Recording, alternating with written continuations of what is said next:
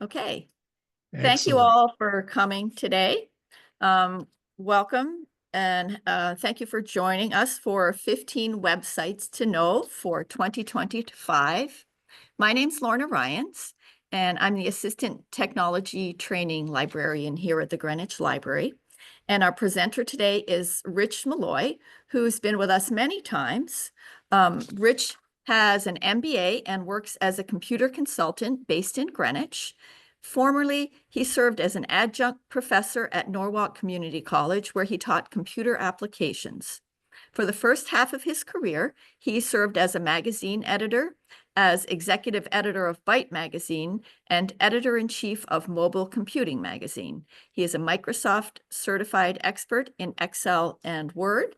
And today he is going to talk to you about the 15 websites that you absolutely have to know about for 2025. Great. Thanks, Lauren. And thank you to the library for allowing me to come here and talk to you folks.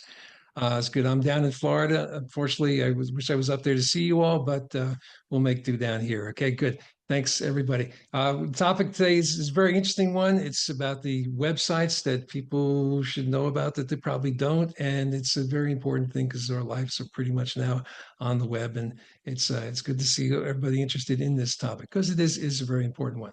Okay, good. I'm going to share my screen and start my presentation here. So just bear with me 1 second and give it a share. And let's see, and we'll minimize this. Whoops, so we know that we want to bring this up here and we want to start the presentation. Here we go. Okay, very good. Let me just, here we go. Okay, there we go. So again, my name is Rich Malloy, and who am I? Basically, Lorna just mentioned my qualifications here. I've been following the computer industry for a long time, and it's a very exciting, exciting place to be, and I'm very, very lucky to have been in this field. Okay, just some notes on here.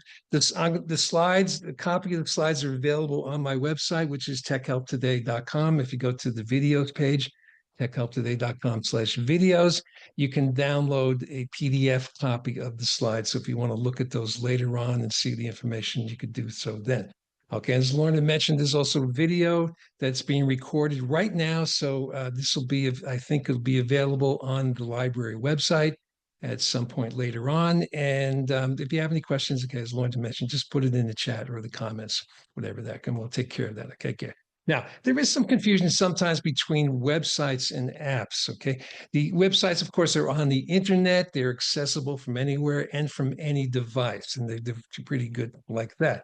In the old days, we only had websites.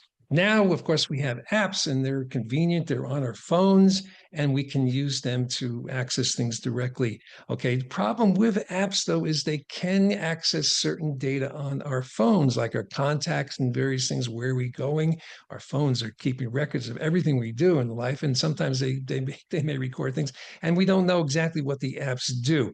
Also, they take up a lot of space on our phones.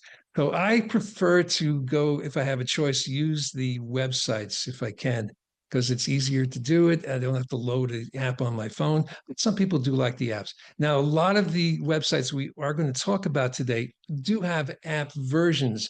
So you can access them on the phones. You have the choice. You can either use your browser on the phone and then go directly to the particular website, or download the app on your phone. It's your choice to do that. Okay, so it works out pretty well either way. All right, good. Now, there are many sites you really should know. Of course, it should have a nice search engine, your bank, of course, it's some kind of newspaper. Amazon is very, very popular, and your employer or your school. Okay, those sites you should really have available when you can go to them fairly often. Okay, but they're different. Everybody likes a different search engine, different banks, different newspapers, and things like that. So I will leave those to you to pick which ones are the best for your particular particular job or particular life choice or whatever. Okay, what we're going to talk about today is basically things that you should know but probably don't. Okay, different websites that you probably don't know about, which could be handy. Now, this choice is very subjective. Okay, there's, as you know, thousands and thousands of websites out there. You know, which is the best ones here. It's very subjective. Okay, so if you just bear with me, these are the ones that I think would be the most interesting for a large group of people. And I might be wrong on some of them, but bear with me. We're going to go 15 of them, and some of them I think you'll find very interesting. Okay, first. Okay, number 15 is 15. Number 15 is a site that I use all the time. It's a Greenwich Library site. Okay. And it's not just because we're doing this at the library, but the library site is very useful. And I know probably a lot of you already use the site, but it's handy. There's so many things on there, the digital content, ebooks, the audiobooks, and even movies, for free. And it's just amazing, the resource here. I use audiobooks myself a lot. Ebooks are also handy if you have a Kindle or you want to read things on your iPads or whatever. They're really handy for that. And of course, movies. There's a vast collection of movies out there that they're not recent movies, but they're pretty good. Some of them are very classic, and they're available out there to do it. And they're all there free on the Greenwich Library site. So if you haven't taken advantage of that, please do. It's very, very useful. Okay. Another resource on the Greenwich Library site is the digital learning capabilities. Okay, we have two options here. One is LinkedIn Learning, which is it used to be called Linda, and there's thousands of courses there. Most of them are how-to courses. They're kind of business oriented things, how to use a certain application, how to do a certain particular task at your job, and very, very useful things. And the second option here is the great courses. I don't know if you've ever gotten advertisements for them, but these are great. Pardon the term, but they are great courses. They use a very prominent professor usually giving the course in a very, very well done way, and they're basically college level courses out there. And for us, because we're in the library, they're free. Okay, normally you pay $15 or $30 a month for these resources, but we get them for free, and it's really, really handy to do. Let me just talk a little bit about them. LinkedIn, of course, has about over 20,000 courses. They're all different features. If you want to learn about a feature in Excel or different types of applications that are out there, and also different things in a job. Lots and lots of programs, lots and lots of things out there. These are the three most trending courses out there: personal branding, how do you look up functions in Excel, and generative AI, of course, very popular here. Rich, there's some sort of a block on the right-hand side of your screen. It's like a gray block. Really? Okay. And Thank you also for on the mentioning that.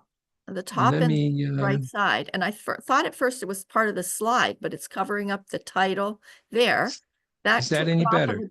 a little bit. If you need to almost maybe scroll it a little bit more or something. There, that got rid of the side one. Okay, now That we can better? see.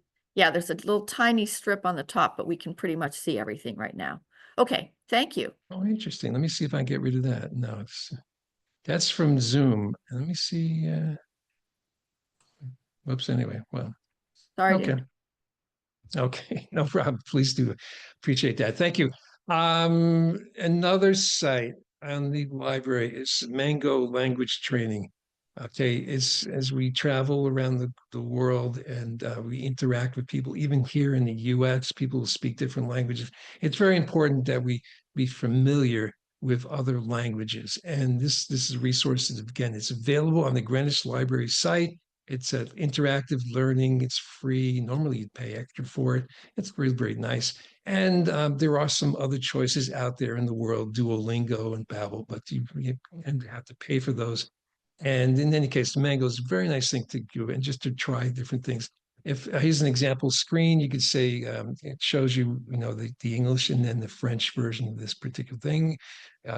And so you can hear it if you press the speaker button. You can hear a person say it, or you can practice saying it by pressing the microphone and see if it recognizes what you're saying.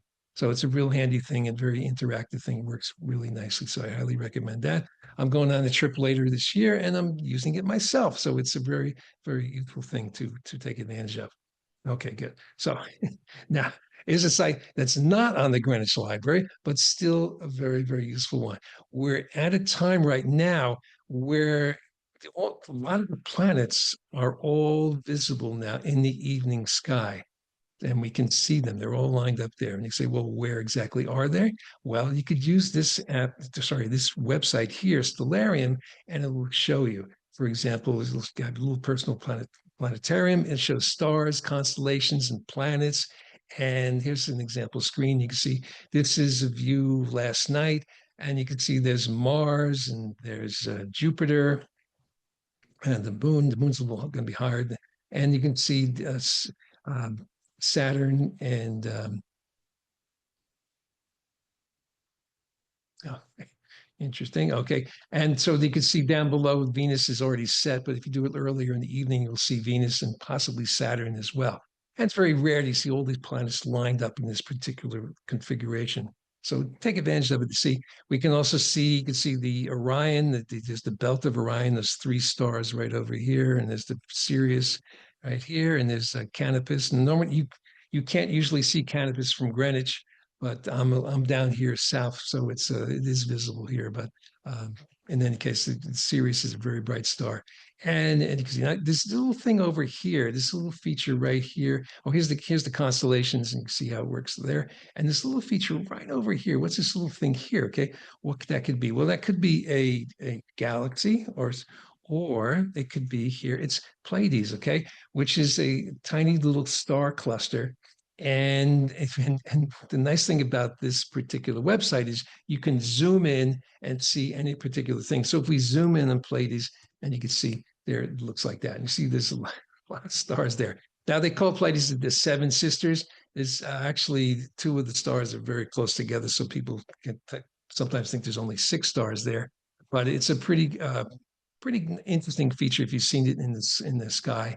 And it's interesting that the Japanese name for Pleiades, the Japanese name is Subaru. Okay. And if you look on the Subaru cars and the little tags for the cars there, you'll see a little representation of the 7 sisters there. So interesting. Okay. Now, site number 11, Fact Zero. Now, there used to be a time when we had fax machines, where we had printers that did have fax capabilities. A lot of us had a second phone line just to handle faxes. Okay, but not anymore. Email has pretty much taken its place. But there are still some companies and some people who still require faxes. Okay, still some people who are a little bit behind in technology, and we sometimes call those people doctors. So but they need things on faxes. So what do? You don't want to go out and buy a fax machine just for the particular thing. So there is this site which lets you send a fax for free. Okay, it's a very nice thing to do, but be careful there. There's lots of ads on this site, and there are some download buttons. And be careful anytime you see a download button on a site, make sure it's downloading the thing that you want. In this case, it's not. It's downloading something else that you probably don't want. And if some kind of browser or whatever, you don't need that. If they have to trick you into downloading, it can't be that good. Okay, it's probably buggy, and it may have virus in it. So please be very careful about that. And the other thing that's unfortunate is it cannot receive faxes. So hopefully the people who still insist on using faxes can at least use email for that. Okay, so you can do it there, and you can see, you just fill out the information here, and you can send the fax on those occasions where you need to. Now, fortunately, people are realizing that faxing is a dying technology, and fewer people are using it. But if you still come into a situation where you need it, this site might be very handy for you. Okay, number 10. All trails. Greenwich is very blessed. We have a number of nice little parks and recreation areas, and some of those have nice little trails, which is really handy to do and go out there and go into nature, especially in springtime when it comes up. It's going to be really, really nice to get out there and do it. Unfortunately, though, the trails are not well marked. But we do have this feature, this website called All Trails, which will help us out. It has maps of parks and other hiking areas all around the country. and it shows the paths and it works really, really nicely. Here's a sample screen here, and it's showing us the Mayan Service State Park and it's showing the paths in here. And there's also a version, there's an app that goes on your phone.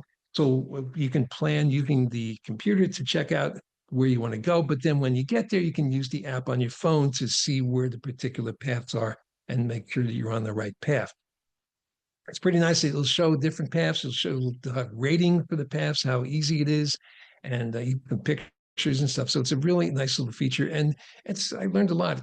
I never knew there was this thing called Fort Stanford here. Interesting here. So a lot. So you learn a lot from some of these websites. So anyway, so it's a real good thing to get out there into nature and explore these features here. It's really, really useful. Okay. Site number 9. Site number 9 is Pixabay. Okay. Now, if you're ever doing anything graphically oriented, sending out an invitation or some kind of thing, you want to have a picture in there. The more pictures you have, the more likely people are going to read what you're sending out. And you need to have good pictures, okay? Really good pictures.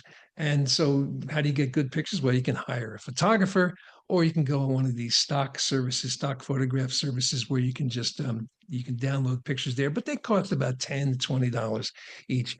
And they're very good, of course, but they can get pretty expensive after a while.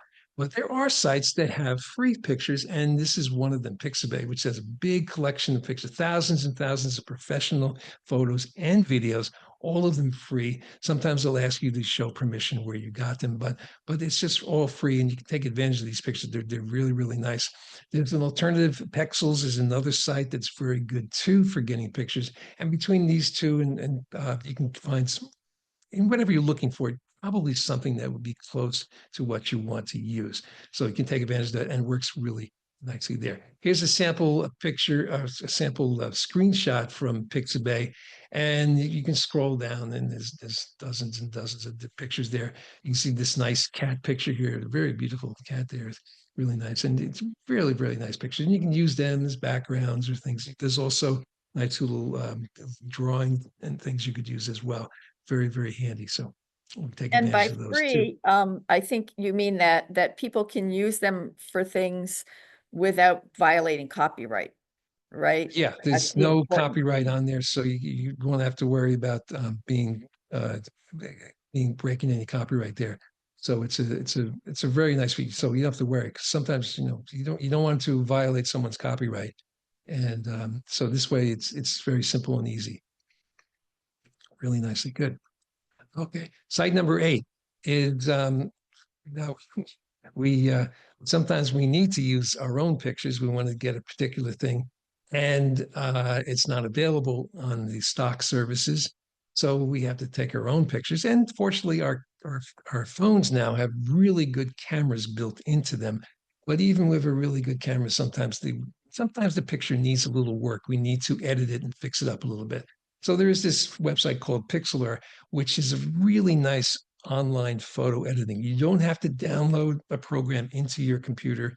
You can use it online, and it's very good. It's pretty good. It does a lot of the same things as Photoshop, and Photoshop, of course, is a very, very powerful program for fixing up photos, and it works nicely. Although you do have to spend a lot of time learning how to use it, Pixlr is a much easier thing to use, and it works really nicely and very easy to set up. And of course, it's free. Now they do have a pro version, which you have to pay for, but the free version is very good. And so they'll try to hit you up and pay for the pro version, but the free version works fine, and you can do most of what you need to do on a photograph just using that, and it works really well.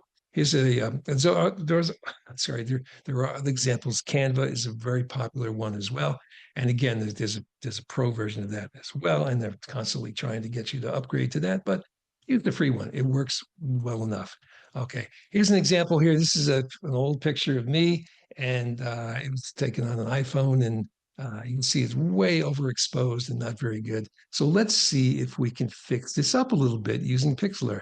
So we bring it in, you see there's a bunch of adjustments here. We could slide things over and make things. And if we move things around a little bit, you can see we can increase the black, tone down the white, and then we can put some little vibrance to saturate the colors a little bit more. And you can see it turns out much better. Now, you can't turn a really bad picture into a really great picture. That's not possible, but you can make it much more presentable, and it works really nice. So we take advantage of that to do it, and it works, especially in cropping is a very good thing to do, just to make sure that the interest of the photograph is on what you want it to be and not on all the background stuff that's available. So it's a real nice feature. Okay, good. One thing you might want to do with pictures is to remove things from them. Sometimes somebody who photobombed a picture, or there's a person in the picture that you don't want them to be there anymore, say a spouse or something. And so you want to get rid of that. And this is a real nice feature. That one of the things this AI, artificial intelligence, has really come a long way in terms of making it a lot easier to edit these pictures. They can go into a picture and remove things and then fill in the space behind the thing that you're removing and make it look really presentable and look nice. Okay, so when you want to remove something, this is a real nice program to do it. Of course, again, it's free. It's a limited version. The resolution is not as high as you might like, but you can get the pro package for $60 a year and see if that works better. But in any case, it's a real nice thing for general purpose use to just fix up photos, remove things that shouldn't be there or that you don't want to be there. Okay. Here's a little example here.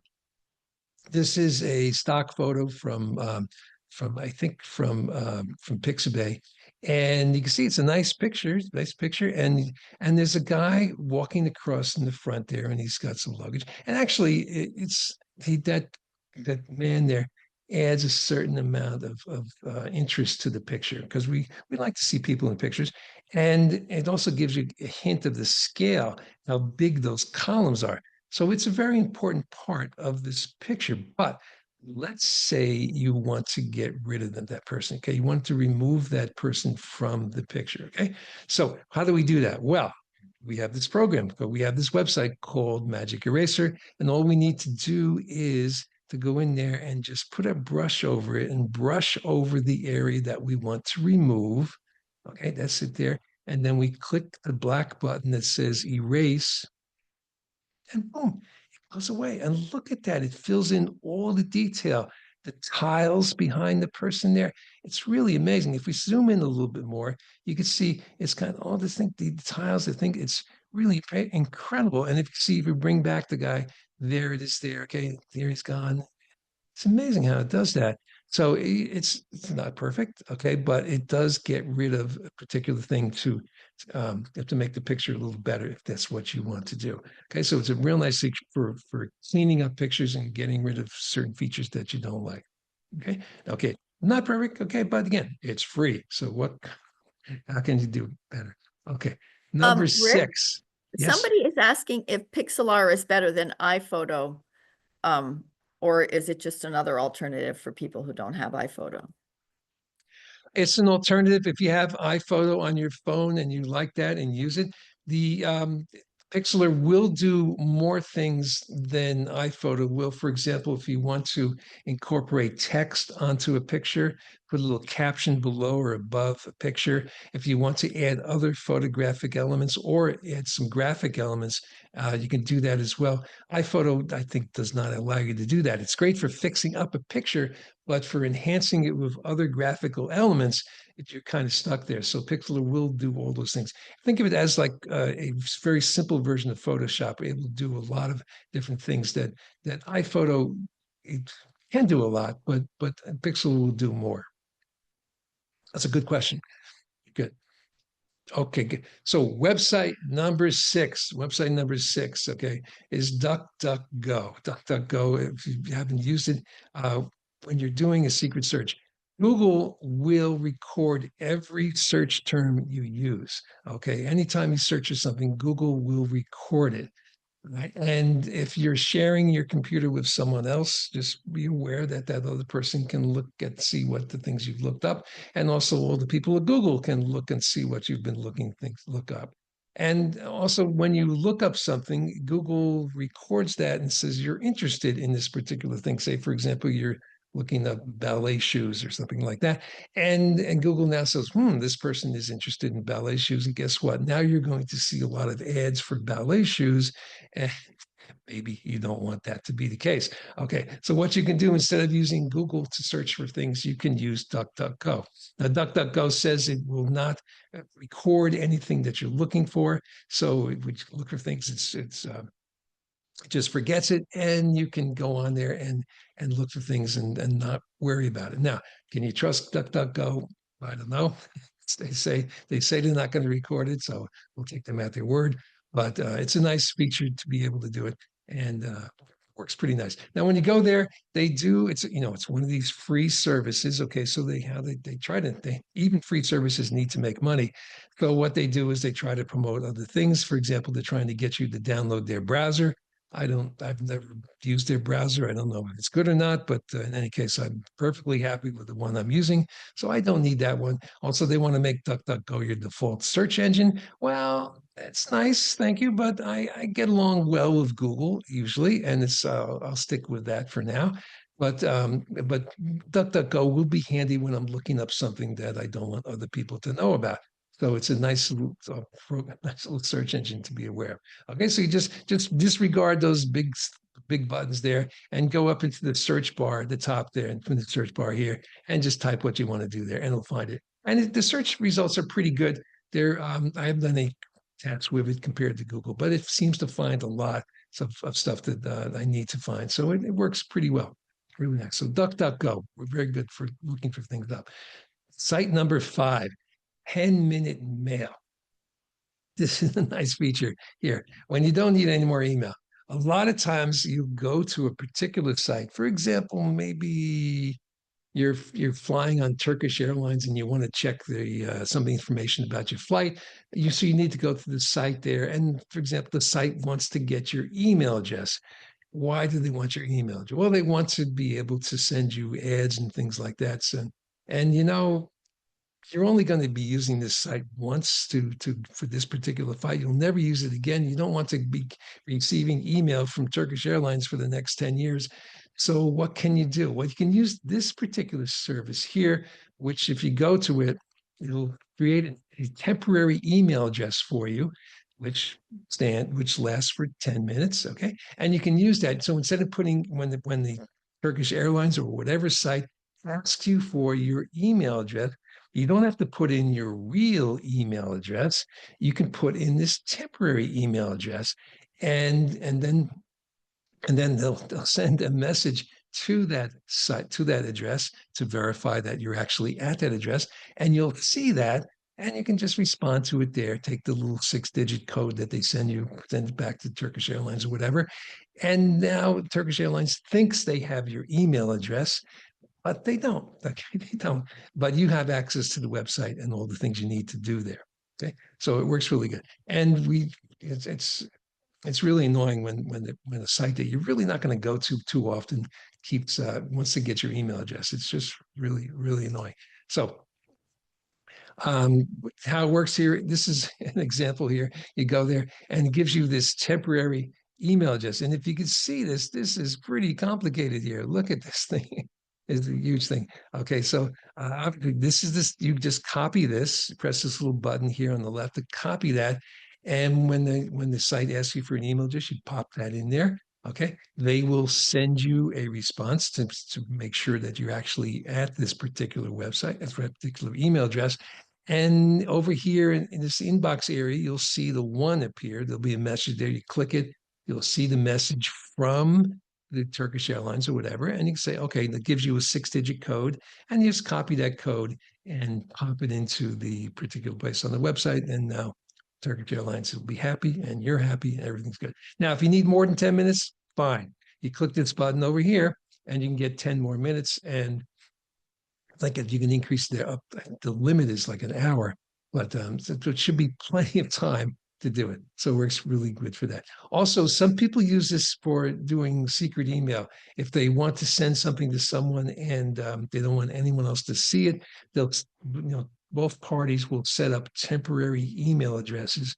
They'll send messages back and forth to these temporary email addresses. and then the addresses will disappear and there'll be no record of the conversation after that. So it could come in pretty handy. Okay, this is 10-minute mail. Very nice little feature for doing that. Site number 4. Site number 4 is Flight Radar 24. Now, we had a very, very sad thing that happened a week ago, which was the airline crash in Washington, D.C. And unfortunately, it highlighted some problems in the air traffic controllers and in the equipment that they're using. It turns out that a lot of the equipment they're using is it's like 20 or 30 years old. Computers, can you imagine that? Computers 20 or 30 years old. In fact, a lot of the air traffic, well, not a lot, but some of the air traffic controllers use this website, Flight Radar 24, to be aware of what's out there on the internet. Okay, so it identifies all air traffic and all around the world, and it's really an amazing feature. Here's a sample thing in the New York area, and you can see there's different airports. Here's the Westchester Airport here. There's a bunch of planes lined up here ready to go. And okay, good. I see a question there. Can 10-minute email work with credit cards? Well, it depends. If you're with a credit card company, you want to give them your real address because they may need to contact you in some time in the future, and you want to be able to do that. Okay, but if you're asking if you can send credit card information over email, yes, you can send any kind of information over a message using a temporary email address. Okay, but I'm not sure if you trust them enough, if you trust a website enough to give them your credit card, you probably okay to trust them enough with your email address too. But if you don't want to receive spam, I can understand that. So you could probably do that as well. Okay, so to get back to Flight Radar here, you can see there's a bunch of airports in our area. There's the Westchester Airport here. Here's JFK down here. Look at all the planes, and you can see the planes lined up ready to land. Here's LaGuardia, and here's Newark over here. And you can see a lot of planes just crossing our airspace here. And you can look at any particular one. You can just click a plane and see what it is. And it's a really amazing site here. In fact, let's go back a little bit. I just want to take a look and show you this because it is pretty interesting here. If I just click this here, I could open up the site. Okay, good.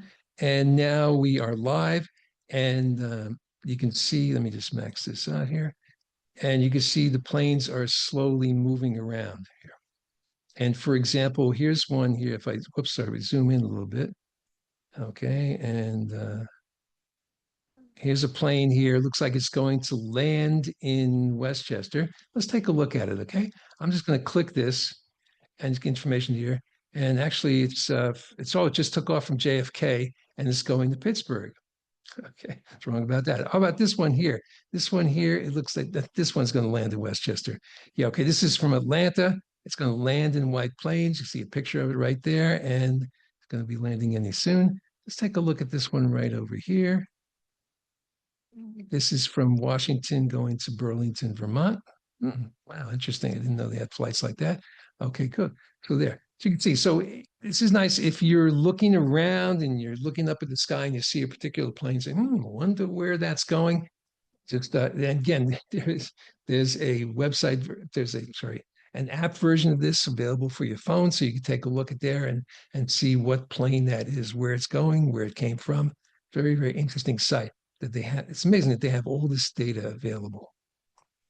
Absolutely amazing. So it's pretty nice. So we zoomed out a little bit. You can see this. Look at all the planes. Look at all the planes in the United States. Absolutely amazing. Those poor air traffic controllers had to keep track of all this. That's absolutely amazing. And if we go over here just to take a look here, look at all the flights going across the ocean. It's amazing, all the stuff there. And in Europe, all the flights there, I can see it's really good. And you can see now it's really interesting. There's flights all over the place. One place you don't see any air traffic is over Ukraine. Okay, for obvious reasons. Look at this, nothing within hundreds of miles of Ukraine. It's amazing there. Okay, so that's very interesting site, Flight Radar 24. Okay, let's go back in here to our thing. There we go.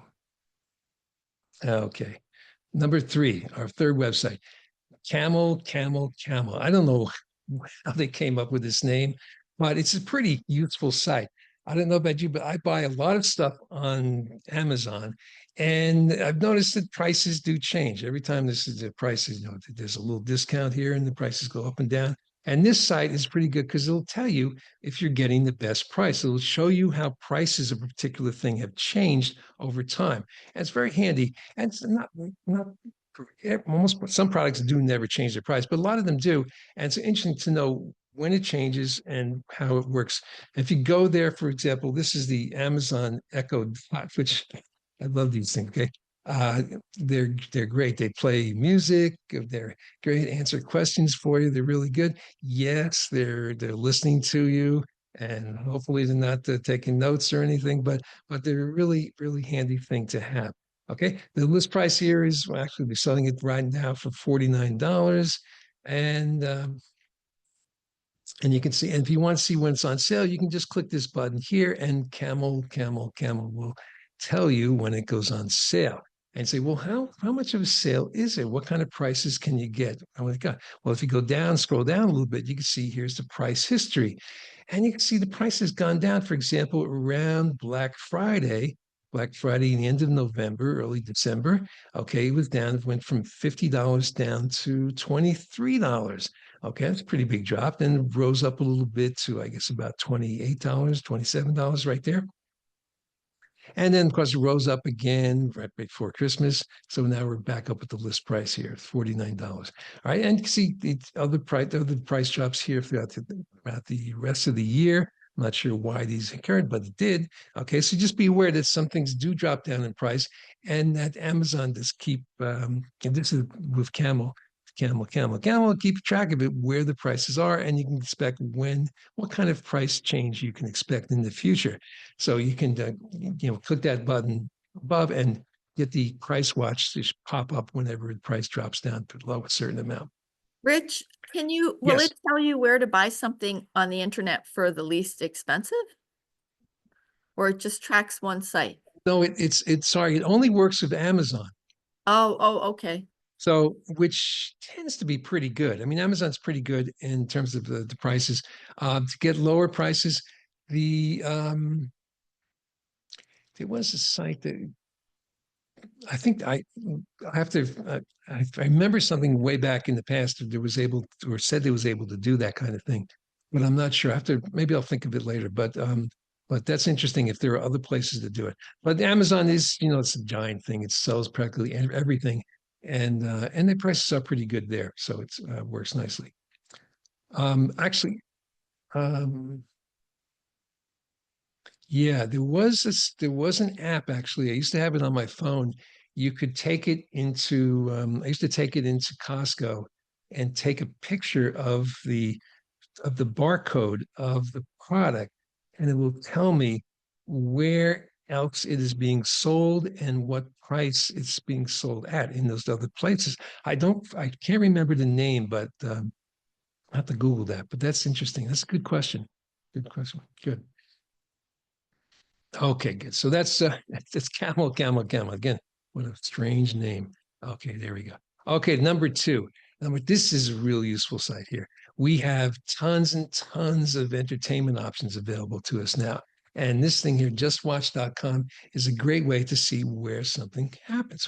Okay. You've heard about a great movie or a series, and you say, where is it? Okay. Which streaming service is it? It's not like the old days where you just use TV Guide and look it up and find out where it is.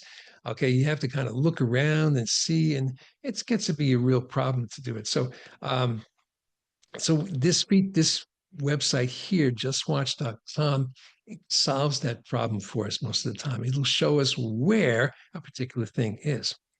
Okay, I see a question here. Rich, have you used FlightAware to check flights incoming in that you be taking to another? I have not. I have not used it to check on flights that I will be taking. So it's by the time it's close to being using it, it'll be sitting there at the.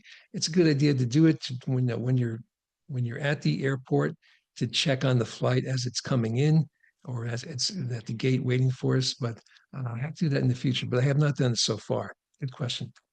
Okay, good. Back to Just Watch. Okay, it's a great thing. You can watch things online and it'll tell you where things are. So it works pretty nicely like that.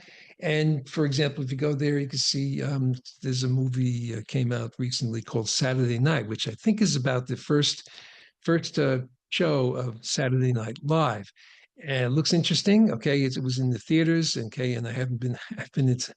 Sorry, but I haven't been into the movie theaters in a while. So, but it is going to be here, and you can see it on. Go down a little bit. You can see here on Apple TV. You can rent it for $6. Okay, well, I'll wait. Wait a little bit more. It'll be available for free on something there, and when it'll be shown right here. So that's a nice feature there, so you know that. Here's another movie, another recent movie, A Complete Unknown, the movie about Bob Dylan. And it's in theaters right now. And if you look down, if I scroll down a little bit more, you can see there's the theaters, AMC, Fandango. Oh, it says Apple TV Plus.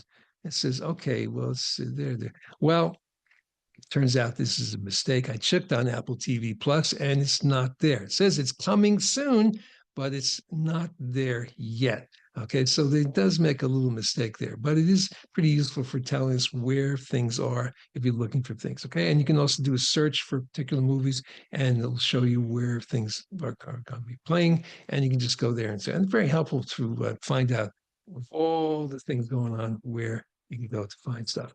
Okay, good. So let's just watch. All right, good. Now, the number one, okay, the number one site.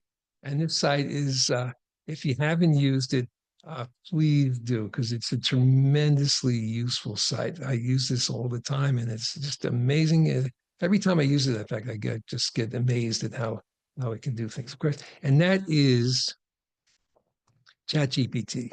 Okay, ChatGPT is the first real AI tool that became available for us. This is about 2 years ago almost now. And it's just amazing. You can have it to do various things. It can answer questions, it can generate messages and documents, it can create pictures and analyze pictures. The pictures is a new feature that just said, and it's gotten smarter and smarter over time. Okay, it's really incredible. I just used it recently. I had a bank sent me a contract and I read through the contract and I said, this doesn't sound too good here. Let me check it out. So I just copied the information from the PDF, copied the text from the PDF. I went on ChatGPT. I said, ChatGPT, pretend you are my lawyer. Okay, please look at the following contract and tell me if it exposes me to any significant risk. Okay, then I pasted in the information from the PDF and from the contract. And ChatGPT spent a couple of seconds thinking about it. And then it came back with this really nice report point by point showing different features of the contract that could be a possible problem. Very, very handy. Okay, does it replace a lawyer? No. Okay, is it completely accurate? No. It's not completely accurate. It can make mistakes, okay? But it gives me a good lead to think about what else I could do here, whether I do need a lawyer or not. Very, very handy. If I need to create a message or a letter or something like that, sometimes I have to create a letter and I'm not sure what to say.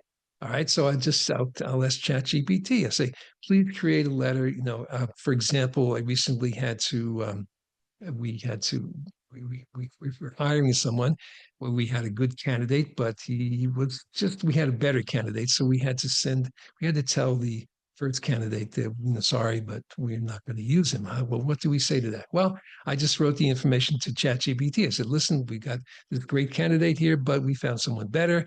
Can you please write a note to this person explaining that sorry, but we can't really use you. So it came back with this excellent note, all these points that I didn't think I wouldn't have thought of. Very nice and very tactful. So I took that. Of course, was it perfect? No, there was a lot of things I had to change, had to fix and edit it for my own particular use. but it was a great starting point, saved me a lot of time, and the result was much better than I would have done by myself. And I'm a pretty good writer. I mean, I was a professional writer for many years, but ChatGPT does it so efficiently and so quickly that it's really hard to compete with it. Okay. And it does a lot of things now. It can create pictures. Okay. Now there are a lot of sites out there using AI to create pictures, but now you have this one site, ChatGPT, which can do that as well, and can also analyze pictures. Okay. Let's just take a look at ChatGPT because I really, really find it interesting here. If I click on ChatGPT, it takes me out to the site here. I'm already logged in. So it's basically just asking me, okay, well, what do you want me to do? Okay, well, let's take a picture. Okay, let's say let's create a picture of this is something that would never ever happen, but let's say take a picture of Trump hugging Kamala. Okay, let's see if that works. Okay, we'll do that. We'll just click on the arrow here, see what it does.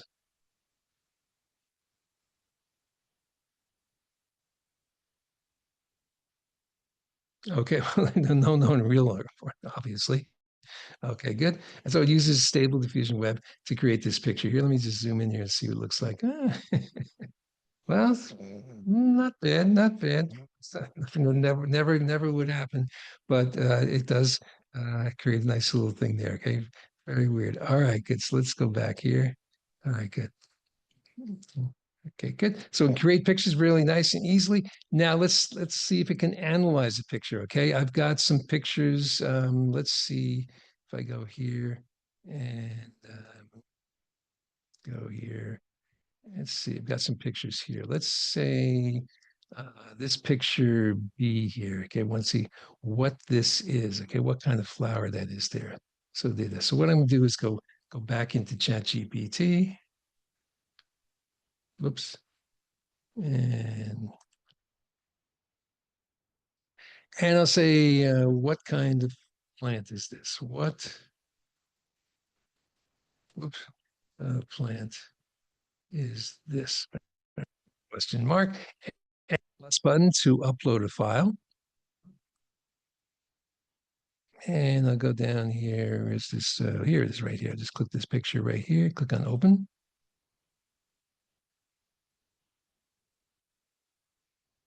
And click the up arrow to send it to ChatGPT. What kind of plant is this? Okay, it goes up. Flowering tree. Yeah. Okay. What's a crab apple? Okay. Good. Is it correct? So possibly. Okay. Very nice. Okay. Let's just try another thing here. Let's try a little bit harder here. Say, we'll ask another picture. Say, what is this? Okay. And we'll click the plus button here. And we'll use another picture here. If we go the plus button, upload from computer, and we'll choose this picture here, which is looks like a skeleton here of some kind. Let's see if ChatGPT can recognize what that is. Go click the up arrow. Okay, and you see this whale skeleton, exactly right. Okay, good. This is from the museum up in Nantucket, and it recognizes it. It's called the baleen whale, possibly humpback. Sounds pretty good. Okay.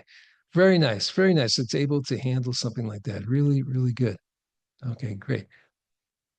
So that's ChatGPT. Its ability to recognize things from photographs and create pictures and answer questions and create things for us.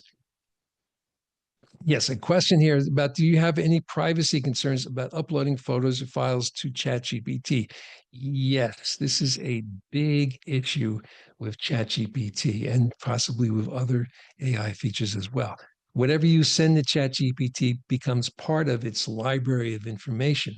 And that may be good or it may be bad. People have gotten into trouble. Some people have had programs, proprietary programs code that they've asked ChatGPT to analyze it, and ChatGPT did analyze it, but now that code that was private is now public. It's part of ChatGPT's database, and it could be used to help other people. So yeah, that is a problem there. That is a problem. So be careful when you use ChatGPT not to put anything that's really private out there because you don't know where it could end up. So to be real careful about that. Now there are ways of putting private information to have to sort of sandbox your information so it does not go out to the general public, not go out to the general database. Those usually involve payments. You have to pay for that service so that you can get that. And companies do charge, well, will do take advantage of that for to ensure that their information keeps secret. But in any case, whatever you send out, be sure that it's not proprietary information that you don't want to see from you don't want other people to see. Okay, good. There was another question that popped up, but it disappeared again. It Okay, said, good. can you download the All Trails maps in case you have no Wi-Fi access at the site? Yes, you can download those. And the of course you could print them out, of course, in the old school way of doing it, but you can also download them, I think, into your phone. And I think you can get the app and you can probably, and from there you can, I think you can yeah, download from the app for yeah. sure. I was looking at that. There is actually you can download it, and it's a special format that they use. And it's not supported by the Maps app on, for example, on my iPhone. So you have to use a third-party app. You have to download a third-party app to see it. So I think the best way of doing it would be to print it out and to just refer to the printout to do it because it won't work directly in the phone. If you have cell service, then you're fine. But if you're out really in the boondocks, then you have to resort to the printouts again. Okay, good. Did I see another question pop up? Yeah, yeah, I can answer this one. Is there a way to show, I think they mean,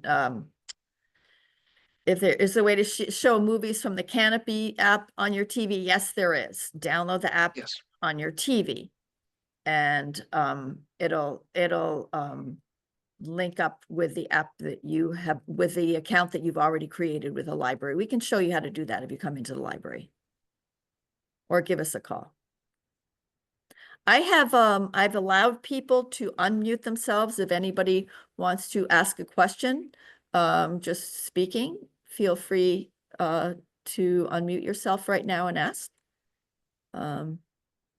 Here somebody says, I use All Trails and you can download the trail to your phone and use it offline. Yeah, Oh, good, good. Yep. Any more questions today?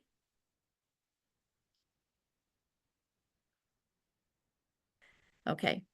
Thank you so much, Rich. Really appreciate this great presentation. And thank you, everybody, for coming. Have a good Great. afternoon. Thank Thanks you. you all for coming. Thanks for the questions. Really good. And thanks for enjoy all the sites. Really good. Thanks. Okay, take care.